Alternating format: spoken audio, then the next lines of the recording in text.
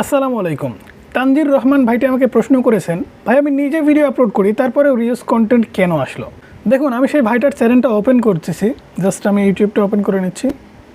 ওকে, এই ভাইটার চ্যানেলটা আমি ওপেন করে রাখছি অলরেডি। চ্যানেলটা আমি অনেকবার চেক করেছি, চেক করে আমি দেখলাম যে আসলে ভুল করলে তো রিউজ কন্টেন্ট দিবে। আপনি বিভিন্নভাবে ভুল করেছেন।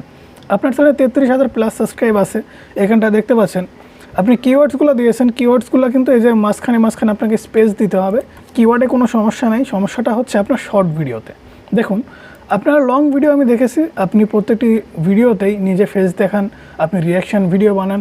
এমনভাবে ভিডিও বানালে আপনার চ্যানেলটি আপনি মনিটাইজেশন করাতে পারবেন, কোনো সমস্যাই হবে না। এখানে যেহেতু আপনার ফেস থাকতেছে, আপনার রিয়াকশান ক্রিয়েট হচ্ছে, এডুকেশনাল কিংবা ফানি পারপাসে আপনি কিন্তু অন্যের ভিডিও ব্যবহার করছেন। এখন দেখুন, আপনি হয়তো বুঝতে পারছেন না, আপনি ভাবছেন যে আমি তো নিজের ভিডিও আপলোড করছি, তারপরেও কেন আমার চ্যানেলে রিউজ কন্টেন্ট আসলো।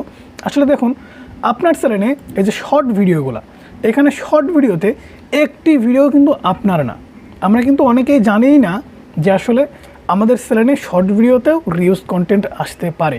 হ্যাঁ, আপনার চ্যানেলে আপনি যদি 1 সেকেন্ডের ভিডিও আপলোড করেন, সেটা যদি অন্য কারো হয়ে থাকে, সেখানে আপনার নিজের যদি কোনো ক্রিয়েটিভিটি না থেকে থাকে, সেই ভিডিওটা কিন্তু রিউজ কন্টেন্ট হিসেবে গণ্য হবে।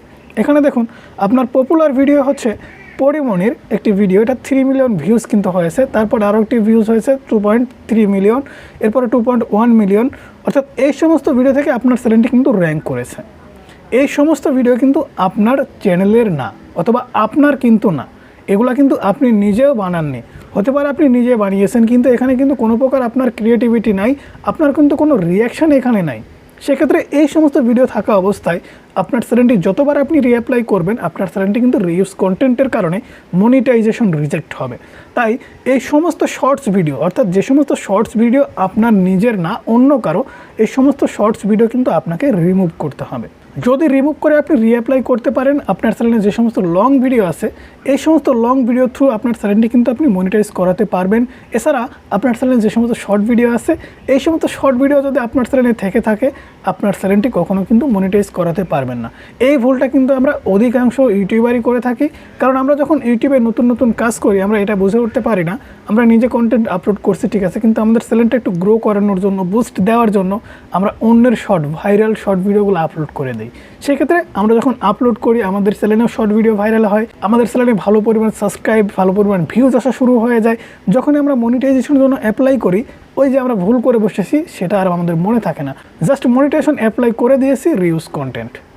ভাই, এই ভুলগুলো আপনারা অবশ্যই অ্যাভয়েড করে চলবেন। আর তানজির ভাই, আমি আপনাকে বলতেছি, আপনি যে লং ভিডিও আপলোড করেছেন, এই লং ভিডিওগুলো থেকে আপনার চ্যানেলে কোনো সমস্যা হবে না। আপনার চ্যানেলে যে সমস্যাটা হচ্ছে, সেটা হচ্ছে শর্ট ভিডিও। এই সমস্ত শর্টস ভিডিও কিন্তু আপনার না। এই সমস্ত শর্ট ভিডিওতে আপনি যদি রিয়াকশান দিতে পারতেন, তাহলে কিন্তু আপনার চ্যানেলটা মনিটাইজেশন আপনি খুব সহজে করাতে পারতেন। সো এই ছিল আজকের ভিডিও, আশা করি আপনাকে আমি বোঝাতে পেরেছি। যদি না বুঝে থাকেন, অবশ্যই কমেন্টস করবেন, আমি বুঝি নাই, তাহলে আপনার জন্য আমি আবারও নতুন করে ভিডিও বানাবো। সো ভালো থাকবেন, সুস্থ থাকবেন, আল্লাহ হাফেজ, দেখা হচ্ছে পরবর্তী কোনো ভিডিওতে।